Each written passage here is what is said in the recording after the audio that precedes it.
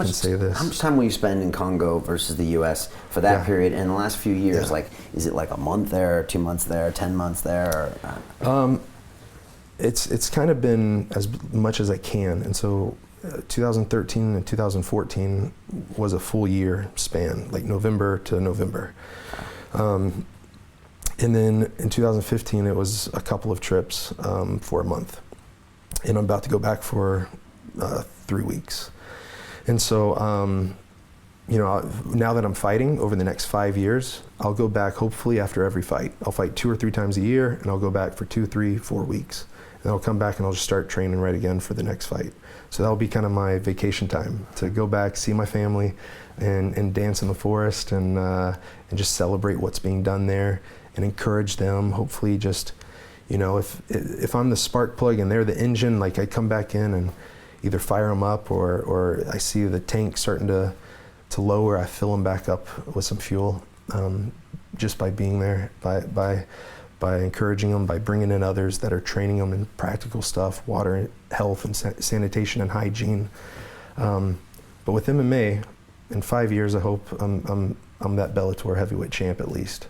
And if I haven't defended it a couple of times, I'm at least about to fight for it, or about to have it, or. You want this thing now? I want it. I want it. I'm driven to get it, and so. When did that come back to where you were like, okay, I really want this thing? Yeah, it came back because, well, I don't know. Behind every good man is a great woman, something like that. So my wife and her best friend, they saw it. See, I thought I would have to give up, or that they would. I was like, I don't want them to ever think I turned my back on them. And I would never trade fight for the forgotten to fight in a cage. For fighting in Congo for people to fight in a cage in the United States. Like, I can't do it. Like, this is so much more important and of value. But to know that if I do this, it's going to benefit them even more, potentially, and it's a limited window. If I don't do it, am I going to look back and regret it and say, I didn't even see what was possible? Sitting here with you today. It's possible because I've come back to MMA, and people have given me a spotlight and a microphone to be able to talk about them. If I was just lost in the jungle, that wouldn't have happened. I wouldn't be here. And so it started to come back once I really understood, like, hey, this is a big opportunity. I started talking to some of my coaches, Kenny Monday, Olympic gold medalist, Trevor Whitman, who's trained, UFC and boxing champions. Yeah.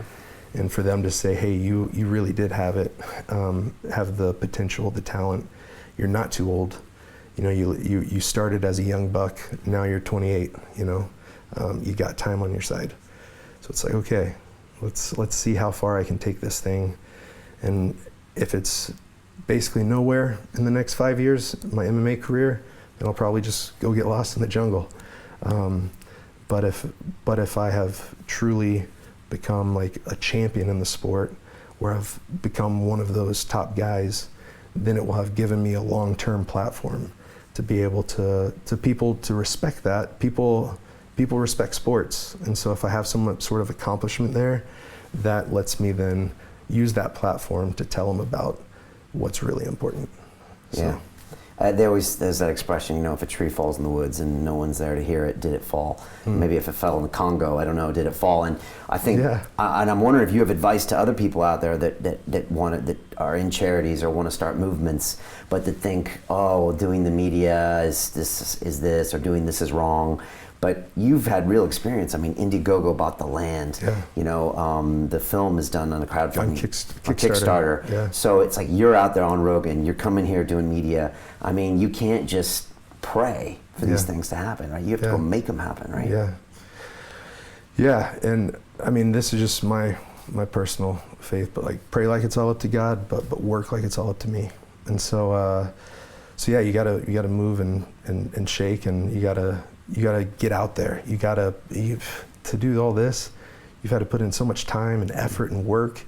And this is the thing, though, that as you do that, you're gonna see all these little benchmarks or mile markers that, like, hey, I'm on the right track, and you're gonna see yourself achieving or see yourself making a difference. I mean, I guess I could point back to this. The first water well celebration, local officials and governmental officials came out there and they put their stamp on it saying it was the first ever clean water source among the Mabuti Pygmy people. First ever in history. And I thought they were crashing our party, but they were actually there to celebrate with us. And then the celebration just went on and on and on. And I've been to the World Series, I've been to the Super Bowl, I've been to the NBA Finals, I've been to the biggest boxing Pacquiao fights and biggest UFC fights, and I've been in the arena and experienced that. There's nothing that compares to that water well celebration of less than 1,000 people. The sounds of joy coming out of their mouths, like, or out of their hearts. Like, that to me was just like, oh my gosh, like, we are on the right track. And from that, it was a springboard to how can we reproduce this? How can we replicate this? How can we do this over and over and over? How can this thing build and spread? And so for someone wanting to make a difference, like, don't hold yourself back. Because I did. I held myself back for a couple of years thinking the problem's too big and I'm too small. But now... In the Congo? Yeah, in the Congo. Okay. Like, having the kiddo die in my hands, I was like, what am I going to do about it? Right. I couldn't forget about it, but I didn't know if I could truly do something. But I knew that I had to try. Right. And then once you get that, I know I have to try something. Even if you don't have the something, you just know I have to try. And if you go with that, you follow that heart that just, you know, the direction it's taken you. I think amazing things can happen that you never believed or thought could happen. From 2 water wells to 35, from 300 acres to this year going to be 3,000. It's nuts. Like, I can't take credit for it because our team in Congo has put in so much hard work, round the clock. Like, it's their job. So, and they're happy to do it. They're providing for their wives and their kids by helping save the lives of their people. Yeah. It's countrymen helping countrymen.